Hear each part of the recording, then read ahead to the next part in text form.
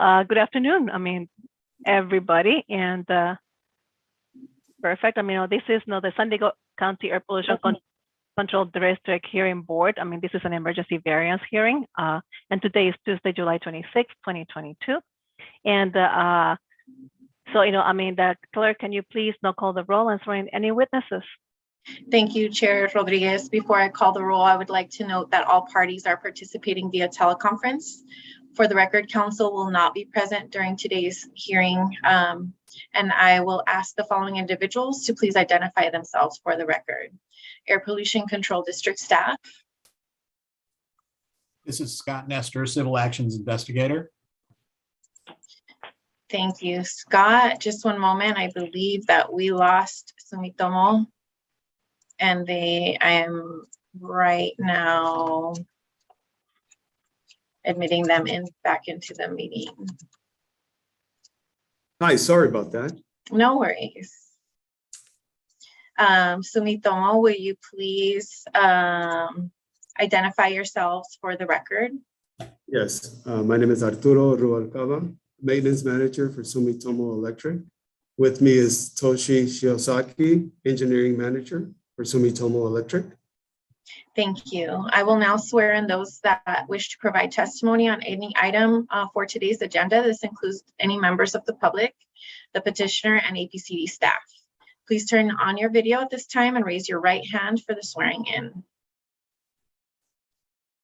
Thank you. Do you solemnly swear that the testimony you give in the matter before this hearing board is the truth, the whole truth, and nothing but the truth? Yes. Thank you. Madam Chair. Thank you. That's so very much. Madam Clerk. So we will now move to petition 4526 for the emergency variance. So let's actually, first of all, we're going to have APCD present their position statement, okay? And after that, we're going to move to Sumitomo Electric to ensure that this is definitely the request for an emergency variance because it is an emergency. According to the rules, for the district, as they established. So I'm going to allow, then Scott, to present, the APCD position at this point in time. Okay, can you hear me okay? Perfect. Yes. Okay, good. For the record, my name is Scott Nestor. I'm a Civil Actions Investigator with APCD, and I'm here to provide the district's position and response to petitioner's request for an emergency variance.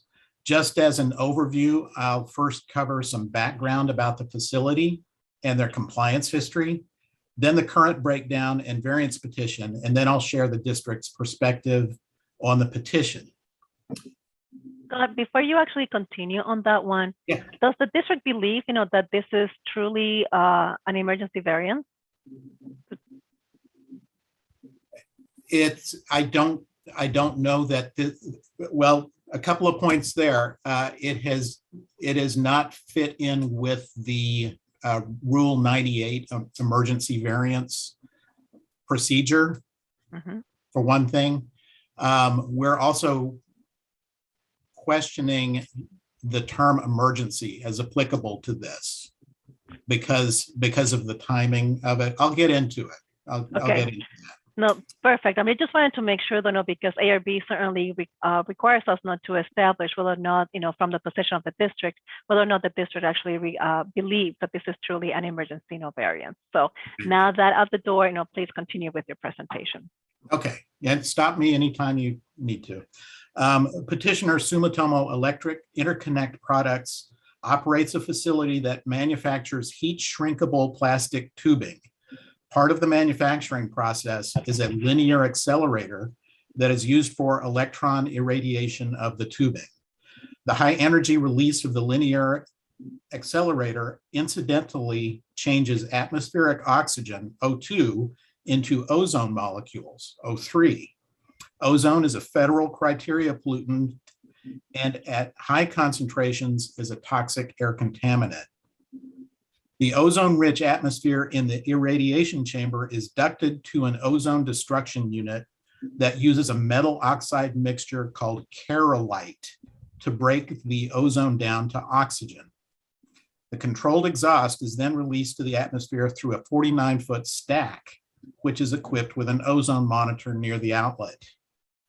If we could show slide number 1, Madam Clerk. Just one moment. Okay.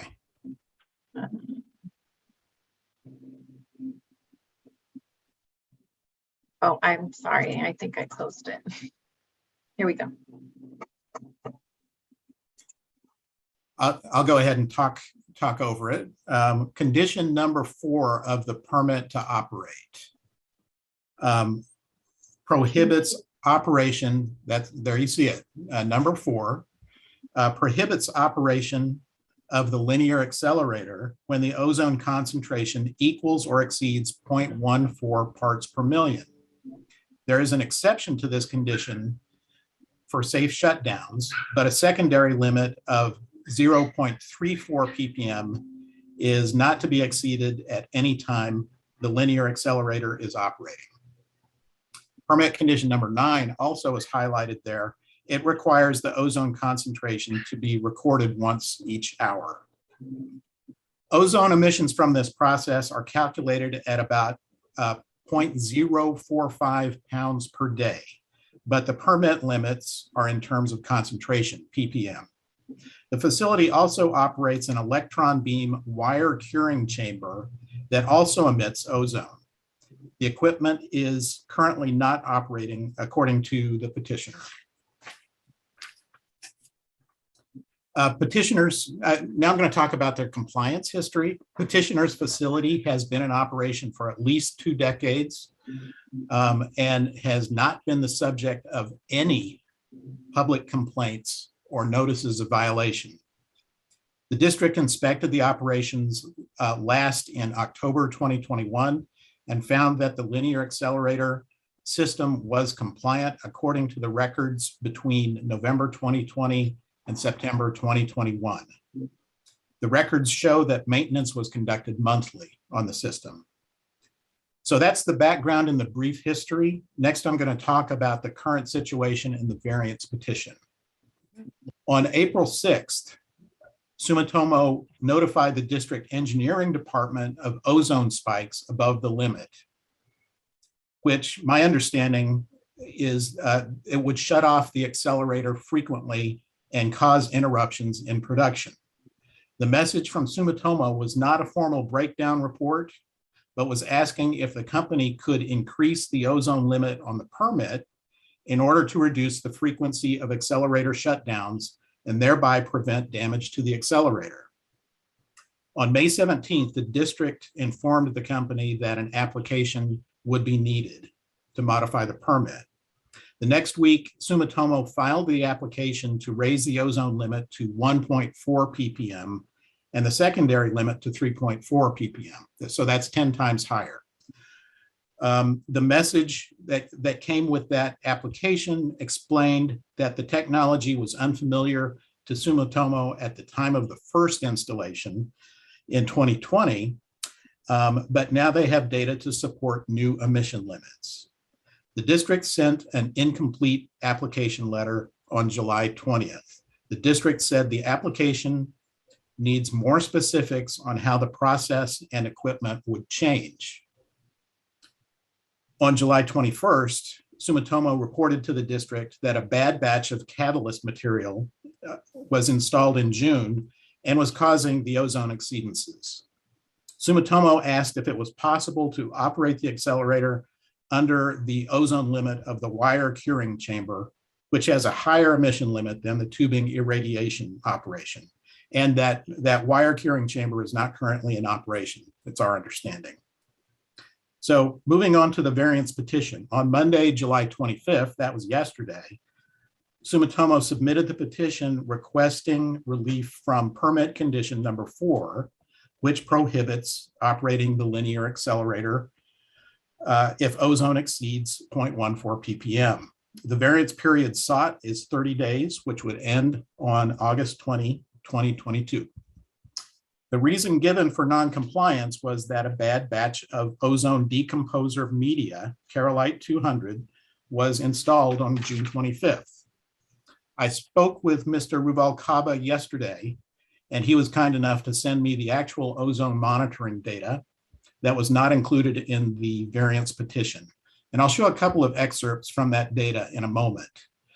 Now I'm going to be moving on to the facts to support the findings. I'm going to shift to the district's position on the variance petition. And I'm going to be looking at the forms and information submitted by the petitioner.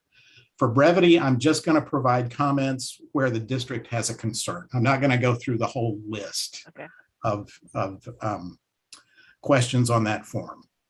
The first one is question A1, what triggered this emergency variance request? And petitioner stated that they received a bad batch of ozone decomposing material and that the bad batch was installed in late June.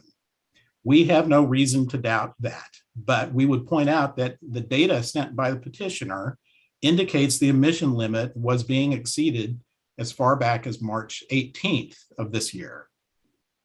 Now, slide number 2, Madam Clerk, there we go.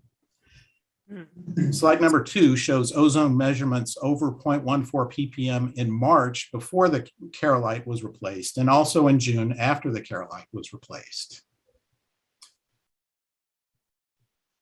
Additionally, I would point out that they had notified us informally of the ozone problems back in April. They notified our engineering department. So moving on to A2 on the form, why should you be excused from complying with the district rule or permit condition? The petitioner indicates the manufacturing process is essential to keep people employed. I want to be clear, the district is not contemplating any enforcement action that would shut down the business over these non-compliant emissions. Moving down to number A3, the time frame for returning to compliance. The district understands the petitioner's response to mean that the new catalyst material will not be ordered until July 29th, which is this Friday. And we're concerned that that new catalyst has not been ordered yet. Now, B2 says, what consequences will likely follow if your petition is not granted? The district notes that if the petition is not granted, the district has authority to issue a notice of violation, which would be their first.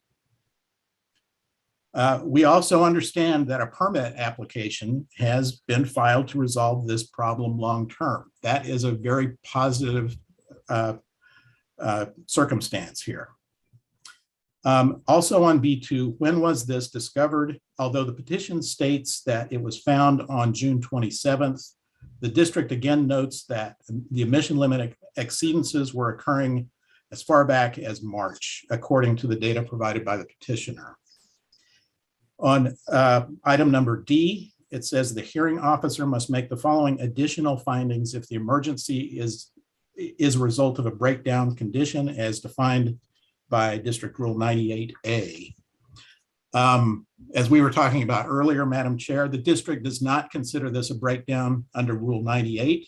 The petitioner did not follow the notification steps in Rule 98, and the ozone problem appears to be an ongoing issue since at least March of this year.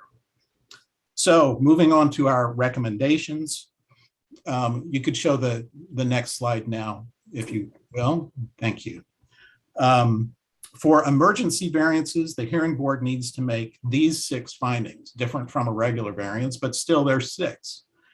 The district believes that good cause has not been shown because this problem could have been formally addressed earlier in the year. And new catalyst material could have been ordered before now, or even stored on site in the event of a bad batch. We're also not clear how this situation constitutes an emergency at this point in time, since the failure of the control system was foreseeable as early as March. Now, for finding number 3, the district believes there is not significant risk of nuisance or health impacts caused by excess ozone released by the malfunctioning ozone destruction system. The emissions are relatively low, even the non-compliant emissions, and they're released out of a 49-foot stack with good dispersion rather than at ground level. But given the good cause negative finding, the district opposes the variance petition. So, but should the variance be granted, the district recommends that the variance period end as soon as the new catalyst material is installed, or August 20th at the latest. That concludes the district's response. Thanks for your attention. Thank you very much, Scott. I certainly read the request, from the petitioner. So, Mr. Rubalcaba, Yes. this is an interesting case, to be honest with you, because it tends to be like administrative more so than anything else. Okay, I'm not saying that you may actually have, definitely a need. You need to prove that to me, however, the good cause. But it may be, it may actually require handling it a little bit different than from an emergency variance. I'll guide you through this, okay? But I need definitely your presentation first. What happened, between March, where you actually had these excursions, and then June, and then, we are at the end of July. That this is kind of an interesting progression. And why don't you actually have additional packing material, the catalyst rather, on site? Even if it's from a business continuity perspective. Yes, we understand that. I think initially the limit in question from Sumitomo's perspective was the actual 0.34 ppm rather than the 0.14. So that's why the data presented by Mr. Nestor shows that it was higher in March. We reached out to APCD in April 6th and explained to the person who answered the phone that we were having these concerns, and they referred us to engineering.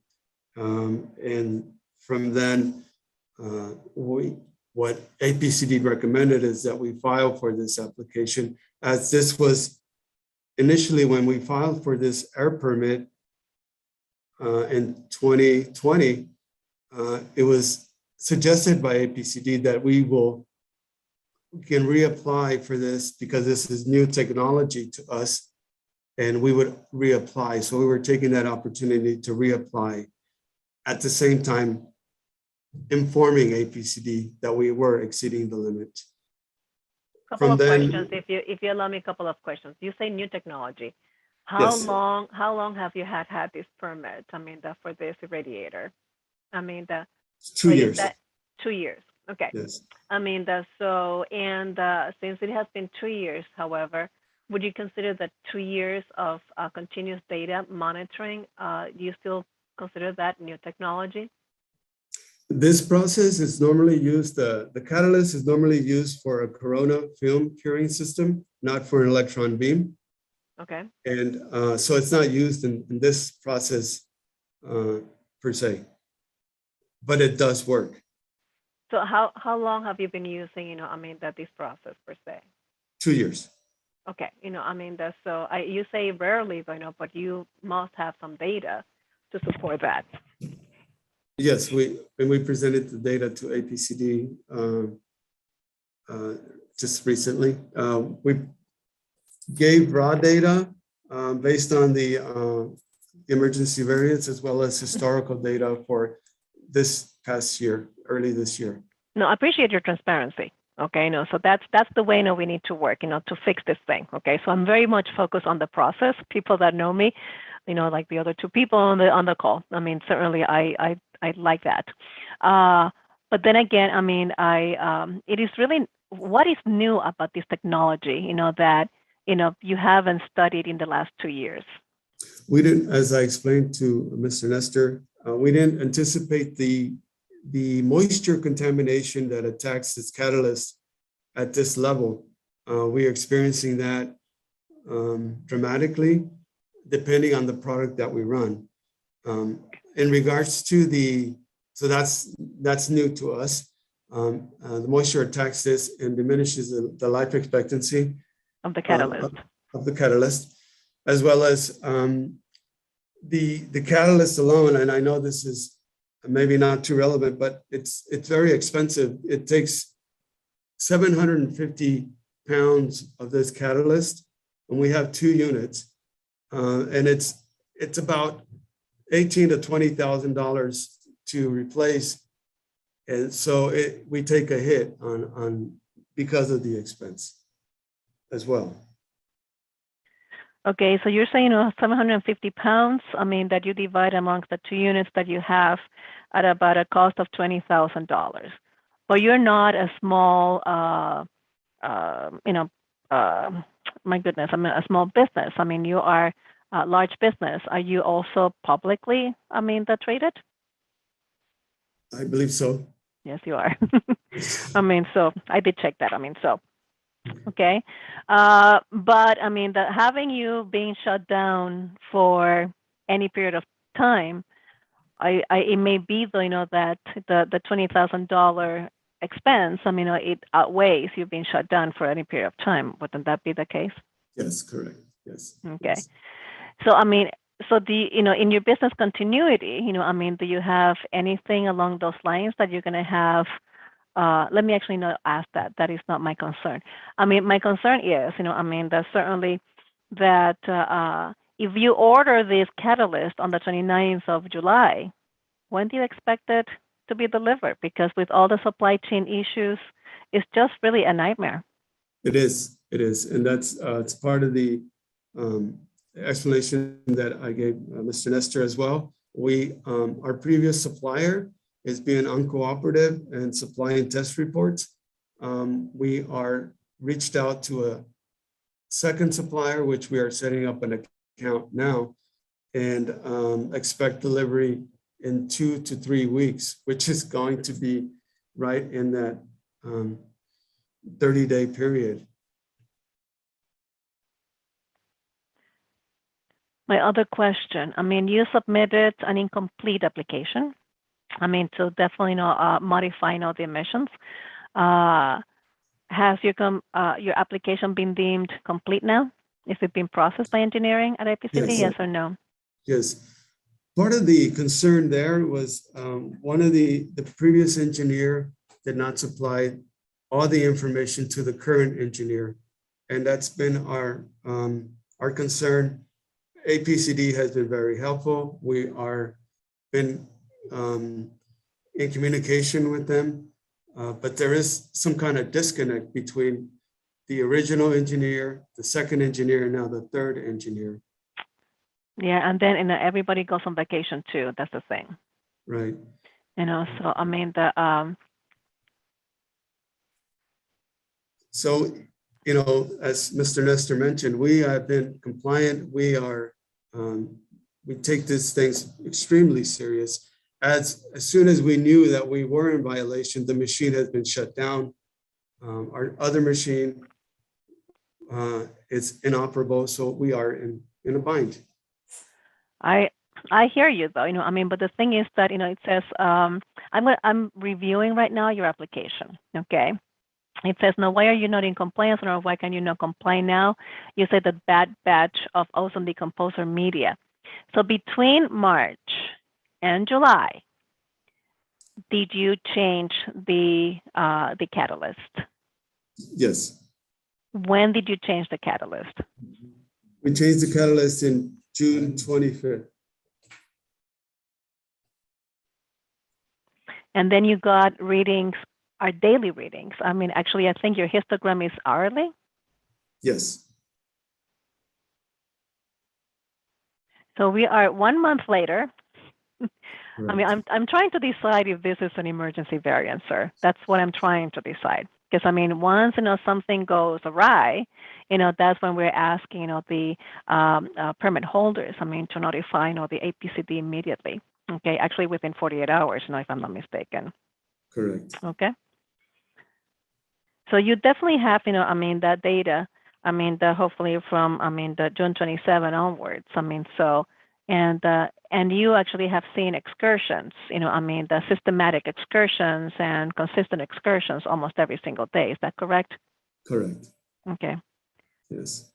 Okay. When I mentioned this to the APCD engineer, it was our impression that I don't recall exactly the way it was worded because it was a telephone conversation, that as long as we have the application in process and we show our data and let the auditor know, because my question was, what if we're audited by APCD during these spikes? The reply was to show them that you have the current application in process and you should be fine. Okay, I'm not gonna, I definitely hear you. But taking that, it will be hearsay, I unfortunately. understand. So I'm gonna stay a little bit away from that. Okay, so I'm gonna be really very linear, here. Okay. Because the very first thing that I need to determine, as the hearing officer, is whether or not your request meets the requirements of Rule 98, okay, like equipment breakdown. And, that Rule 98 is very tight. The boundaries are so thin, on that one. And unfortunately, there is a history of, excursions, of the ozone, the emissions, excursions from your permit requirements, okay, so that have been systematically demonstrated since March.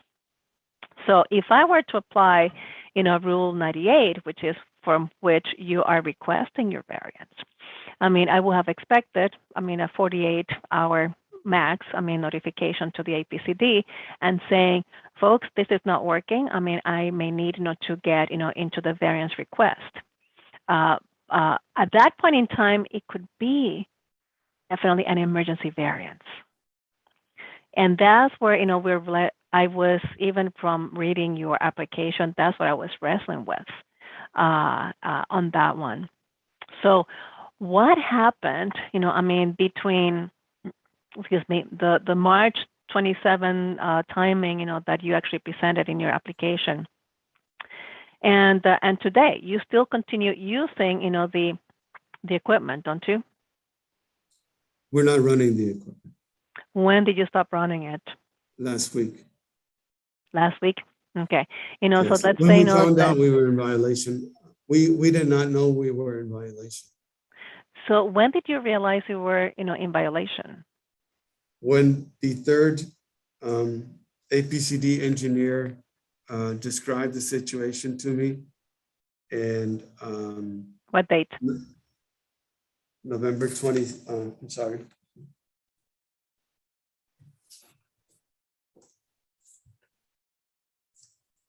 July 25th.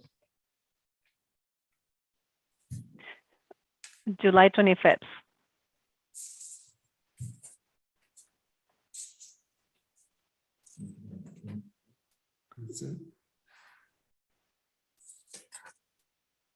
So you spoke, with the APCD engineer on July 25th. That's what your claim is. It's actually July 22nd. Okay. And that's when he also copied Ms. Suha Haddad. And she replied and made it very clear that we were in violation. And that's when we started looking to the options. And the variance was the most immediate way to get the variance petition was to get our equipment back and running. Yeah, I know that you're in the bind, don't get me wrong, but I also have a very narrow path, to travel on this one, okay? That's so there is no the July 22nd, that's when you realized it, so the 25th, 23rd, 24th, so on Friday. Did you know that you could call, the APCD, to report, this breakdown? It should be on your permit. I did not know. Did you read your permit between the 22nd and the 25th? Yes. But since I was in contact with the engineering department, I was under the impression this would be resolved in that manner. Okay, so I know these are the bad news that I need to deliver. I mean, unfortunately, okay, because we all have to compartmentalize this. I mean, a little bit. I don't doubt that you are in a bind. Okay, so, and we want to get you to the other side. Okay, we want for you to work and we want for you to do the right thing, and come into compliance. That's it. But then again, it is maybe a little bit of, you said that it was resolved with the engineering department, just like in your, company, when they come and say something about, the operations that sees things, more holistically, you don't go to your finance department, you go to your operations department. And if it's not engineering, it's usually for design and installation and commissioning. So they have, kind of a small perspective on that one. But if you need to actually get help, you need to go to the right person. And you need to say that, I need help, I need a variance. I'm calling APCD saying, I'm reporting that I am out of compliance because of an equipment breakdown. It's not the conversation going back and forth, because the APCD engineer does not have that role. It is the permit owner or whomever in your company, that manages those permits that has that role. Okay, so we see certainly, excursions since March, documented. And again, I admire you and I'm very grateful for your transparency. I have been, in your position before, by the way. Okay. But, that then you actually have many classifications of emergencies, but there's the emergency rules are very, very, very tight. I cannot, if you have called on the 22nd when you realize this, and I go, maybe, but, it waited until the 25th. And I know that Fridays are, an issue. It just doesn't meet. It just doesn't meet the requirements of the Rule 98. Go ahead. As on, I don't remember, Thursday. Well, I did reach out to Mr. Dan Plotter. Dan Plotner? Yes. Okay. At APCD, and he suggested that I did reach out for help, and asked to if you can have guidance, because we were unsure of what our options were, and they suggested, APCD suggested that the variance with condition 4 should be filed immediately. Immediately. Yes. Immediately. The 25th of July is not immediately if you actually talk to him on the 22nd. Dan is a fantastic engineer, by the way. I've worked with them, for many years. As it is God. So so that was the kicker. Okay. Actually, Dan. But I'll walk you through this. I'm sorry, it was on Thursday. Yep, so Thursday, immediately. The urgency, he actually shared with you the urgency of how this was so important. Correct. So waiting until the 25th, showed no urgency on your part. And because of how the rule is written, honestly, it does not meet, the requirements of a breakdown. So there is a history here. Your hands are not tied. So hang on. Okay. So I'm going to help you with this. Okay. But definitely, that you're trying to definitely get everything, running here. It does not meet, the requirements of, the Rule 98. Thereby, I cannot grant you Rule 98. But there are other different classifications. Okay. If you have actually called me as soon as I know Dan plot necessary immediately, this is immediately I'm calling, I'm sending an email, I mean, out of desperation because the sense of urgency, he shared it with you, maybe a little bit of a different conversation right now. Okay. But unfortunately, that is not the case. Unfortunately, I mean, I cannot grant you, I mean, the petition that you're requesting, I mean, under the umbrella of an emergency variance. I cannot. And just because of those little dates and how the rule is written and the action that you took, that it was still action, but a little bit delayed from the urgency, that Mr. Plotner actually instilled in you. Okay, so we're actually going to take this as part of a lessons learned for the future. Okay, so hopefully we will not be there at all. So I would like, Madam Clerk, to end this one because I cannot make a finding of good cause, and definitely it does not meet the requirements of Rule 98, on this one. Okay, don't hang on there, Mr. Rubalcaba. Okay, so allow me to take this by parts. Okay. So, again, I need to render a decision. The variance, for petition 4526 will not be granted, for lack of demonstration that it meets not the requirements of Rule 98. Okay. So, done. Okay. I know that you're sweating bullets right now. So, done. Okay. That's it. Mia, did you get that? I did, Chair. Thank you. Okay. Thank you.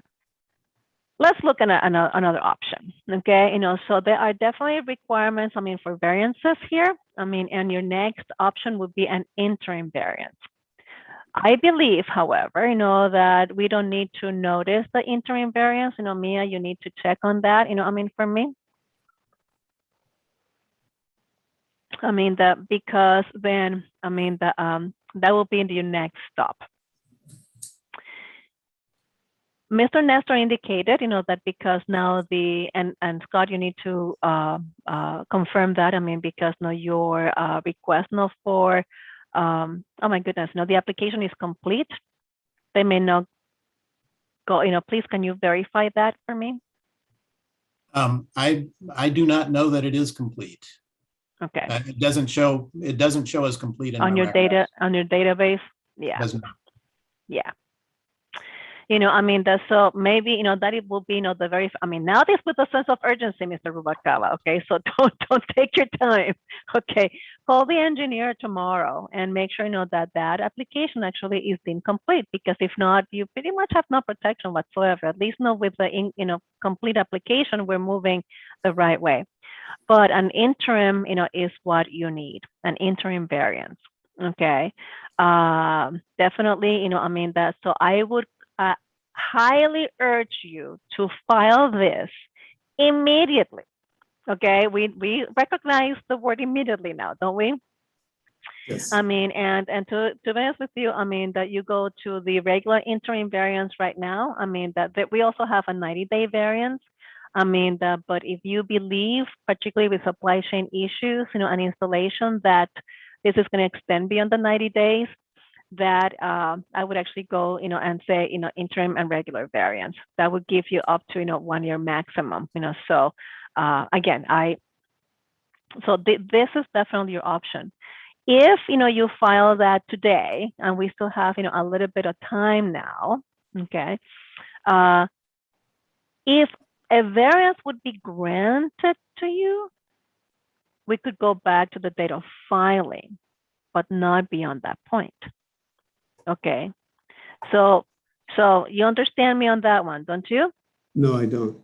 Okay, so you have to come back, to the, if you choose to, by the way, you don't have to, but if you choose to, you will actually come back, to the board, and then based on the, of a different classification variance, okay? It could be, as I mentioned, a 90-day or an interim and regular variance, either or. the 90-day variance according to the application that you submitted is only for 90 days. An interim regular can actually carry you through 1 year if the variance is granted. If the variance is granted, because now you show, the required findings, then we could go back to the date of filing. So pretty much, if you file today, and that is here, and then, the board says, yeah, he actually can meet all the requirements of the variance, we can say this variance is effective starting whenever the day you file. If you file a month from now, you're going to have, definitely a month, of no protection whatsoever. It's up to you if you choose to continue operating your beam. So I would say that immediately means immediately. And this is the best I can do for you. Again, we all understand where you are.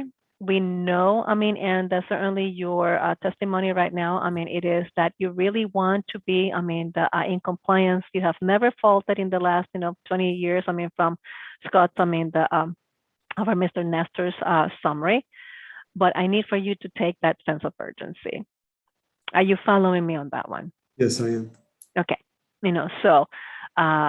And please, reach out to, the engineering department, on what it is that they actually are looking for, so that you can actually have your presentation and your information put together. But what I need right now, well, but you, not me, if you choose to do it, is file another one of those petitions, pay your fee. And then after that, you can certainly, provide additional information. But that's the best I can do today. Okay. Now, okay. So you have two action items now pending. Okay, and these are suggestions because I cannot speak for you. We're trying to get you in compliance. So that you can continue operating. You need to actually contact the engineering department and verify, confirm, that your application has been deemed complete. Otherwise, they cannot take action, and you continue to be in status quo. Okay, and then complete one of these one pagers. I think it's 2 pages now. The applications. Again, if you choose to do that. Mia, for the interim is 10 days noticing, isn't it? So that means that if he actually files this today or at the latest tomorrow, we could at least hear it, in the next scheduled meeting, correct? That would be correct. It would be the next scheduled meeting would be the August 11th. But it would need to be filed by tomorrow. It would need to be tomorrow morning by the time I have to talk to accounting on getting the check cut. And yeah. Well, if you actually have a P card, again, they take that too. Just saying. Okay. Well, again, it's a P card. It's still, paid by the company. So, so just wanted to make sure. But that's the best I can do right now. That you definitely do have some merit. You still need to prove your case. The burden of proof is on you, nobody else. But you did not meet the requirements of Rule 98 emergency. Okay. Okay. No, so. And definitely, the APCD is here, to help you. And do not stop actually negotiating and talking to them. This is not the time. This is the time, where you actually hold hands and tight. Okay, just to get you, to get you there. Scott, any comments?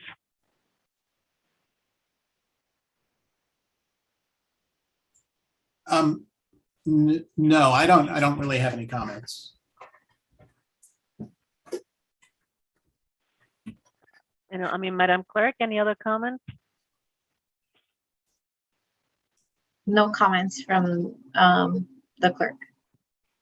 Mr. Rubalcaba, are we clear? Thank you so much for your time. Yeah, and remember though, it's a sense of urgency, that again, the burden is on your shoulders right now, as you know, we all know that. But it's a sense of urgency with which you need to respond. Understood. Okay. Thank you so much. Okay. Any other comments, any other questions? I guess I do have one last comment. I would would recommend the petitioner to take a very close look at the findings that need to be made for the interim and regular variances, and put together your best case if possible, because we look at making a good, clear showing on these things. And those findings are on the form. They're not the same as the findings that we used today. Yes. Thank you so much. That's all. No, thank you so very much. I mean, certainly, I mean, the timestamp is what we need. I mean, so with the payment, okay? Okay. Well, I mean, if that is, I mean, again, these are very seldom, that I deny definitely emergency variance. I mean, but definitely the petition did not meet one. I mean, so, but, guidance has been granted, I mean, that to you, and that we definitely encourage you, to, again, act with a sense of urgency. With nothing else, I mean, that related, to this variance request, I thank everybody, I mean, for, their definitely appearance, I mean, today, for the preparation that goes, with it. And we are concluding, the business, I mean, for today. And the next regularly scheduled meeting of the APCD board will take place on July 28th, starting at 9 o'clock in the morning. I wish you, I mean, a great week. Thank you. Thank you. Thank you. Thank you, Chair.